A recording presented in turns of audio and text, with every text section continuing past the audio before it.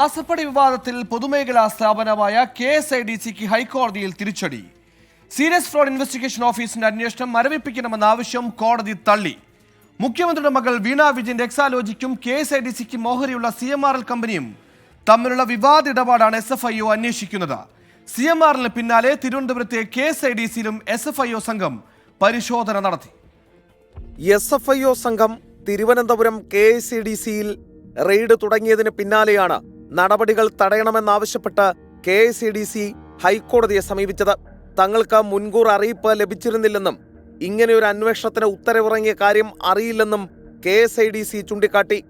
Corporate മന്ത്രാലയം ആവശ്യപ്പെട്ട രേഖകൾ നൽകാമെന്നും കുറച്ചു സമയം കൂടി വേണമെന്നും KSIDC വ്യക്തമാക്കി.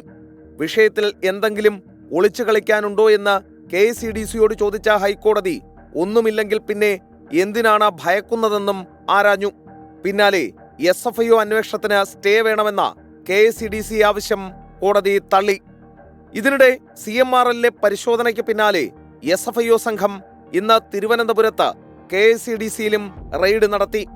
SFIO ഡെപ്യൂട്ടി ഡയറക്ടർ അരുൺ പ്രസാദിന്റെ നേതൃത്വത്തിലുള്ള ഉദ്യോഗസ്ഥരുടെ സംഘമാണ് പരിശോധന നടത്തിയത്.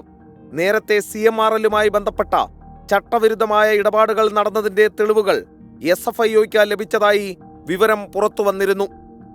ശ്രീകാന്ത്, 24, കൊച്ചി.